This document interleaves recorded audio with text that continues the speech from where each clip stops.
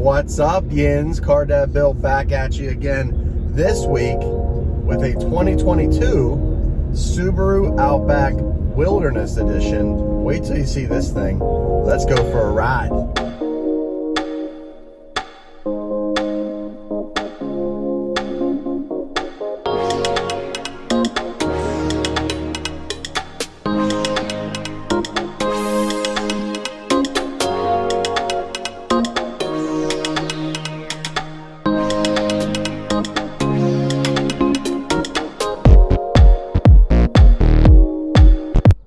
All right, guys, look at this thing. The Wilderness Edition. Right up front, notice some gold accents, some new fog lights, a new front grille, new wheels. Look at these plastic surrounds all around the outside of the car. And if we follow this thing down the side, it's pretty neat. I mean, look at the roof rack with the little gold accents everywhere. Black wheels. Dual exhaust tips out back. Standard LED taillights, standard LED headlights. So it's definitely a typical looking Subaru Outback, just with the appearance package and the suspension upgrades. We'll go over that stuff when we go inside. Let's take a look. Real quick, I want to point out as well this nice matte black finish that kind of blends in with the rest of the car. All right, Yins, we're inside the Subaru. I'm gonna fire it up so you guys can see what happens on the screens when the car lights up. No matter what, but it wasn't a constant reinforcement. So I think that's got to be the difference that's making all of these issues arise right now. Social media. Also, I mean, So the interior of the Subaru is just like it is on previous model years, with your rotary gauges up here, your big screen down here, your storage, your shifter, all that stuff. Little cubby space over here.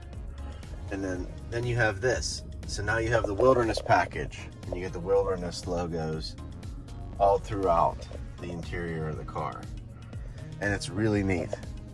It's got a really nice flow to it.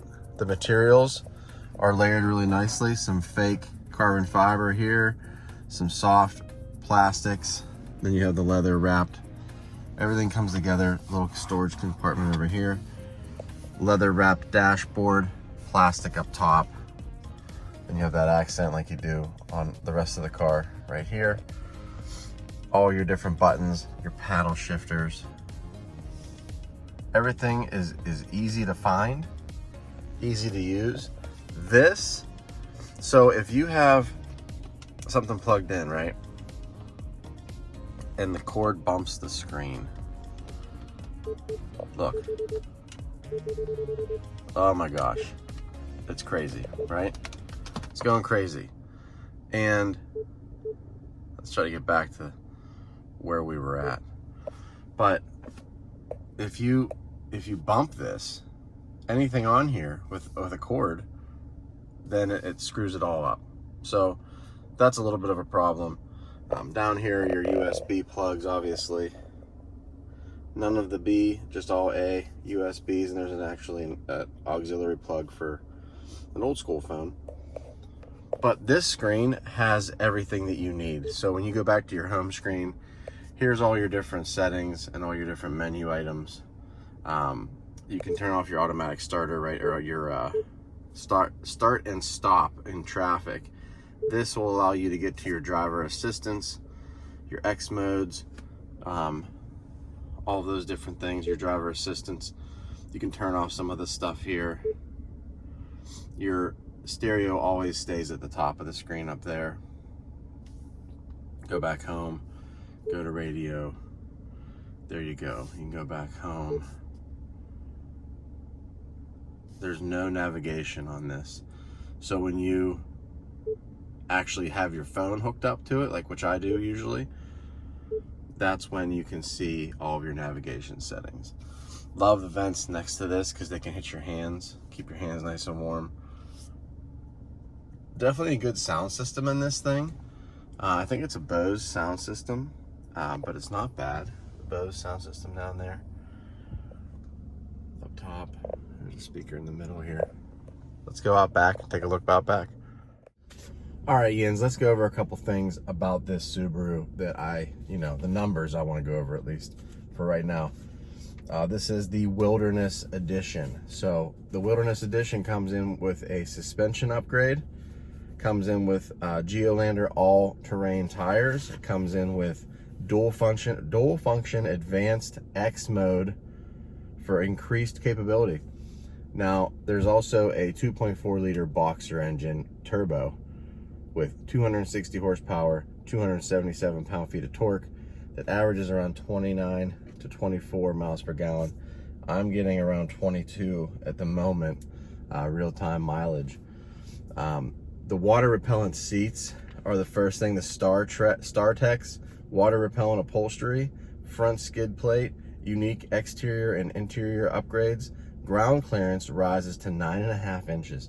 So this thing is literally an off-road machine for any kind of environment that you would need to take it to. And that's kind of what Subaru is known for anyway, is their off-road capability. They're all-wheel drive. You know, they're kind of like the urban active person or suburban active person vehicle. And this thing definitely follows up with that for sure. So 260 horsepower in the 2.4 liter turbo Boxer. The Wilderness Edition gets a lot of other features on this Wilderness thing. The gunmetal touches, the gray touches, the copper finish accents.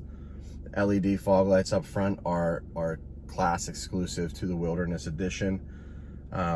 Badges on the front and back, on the sides, the embossed logos here.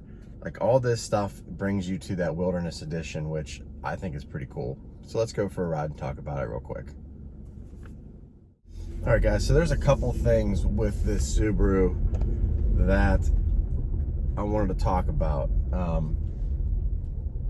Pros and cons for the Subaru, are kind of obvious.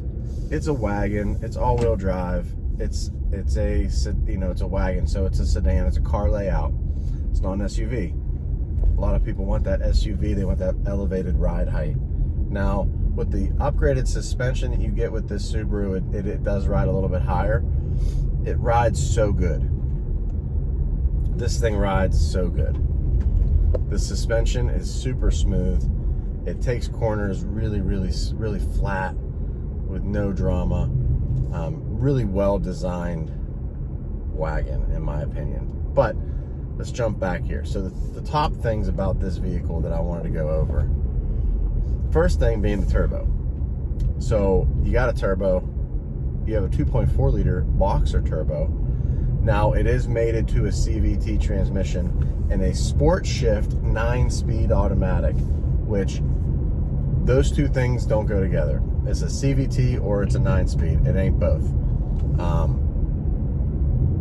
It's a CVT, and when you're driving it, you can feel it. That's probably my biggest problem with this vehicle, is the CVT transmission doesn't shift. It's not refined like in the other models, and I don't know why necessarily, but I find that I'm always having to adapt my foot on the throttle, especially on hills and on the highway. It doesn't just roll. There's always input needed to keep the car going, and that drives me crazy. I know that bothers a lot of people. If a car doesn't roll right, you're already starting off on a bad foot. So turbo's number one. Number two, suspension and handling. Bar none. My father has an Outback, and I've driven his Outback, and I've driven other Outbacks before, and this one feels a little solid, more solid than the previous ones. It has a little more refined. I hate to use that word all the time, but it is. It's refined. It feels good. It drives well. It has great personality on the road. Very smooth.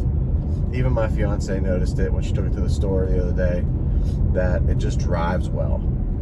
It's easy to drive, and there's no drama involved in that. And the last thing is the passenger space and cargo room. It's a wagon, right? So you have lots of room in the back seat. My kids fit back there just fine. Passengers up front have good leg room and good headroom. And then you have the storage of the wagon in the back. I mean, for an active dad like myself, my kids play all kinds of sports. I play sports. I sell houses, so I have real estate signs I need to take places. This thing is fantastic for all of that. I mean, you have room for everything you need. It's just, I love wagons to begin with. So those are my top 3 things. Thanks for watching the video today, guys. I'm trying to keep these things to the point, a little bit quicker than than previous ones. If you have any questions or comments, leave them in the comments below. Subscribe to the channel. Car Dad Bill, real cars, real people for real life. Talk to you guys next week.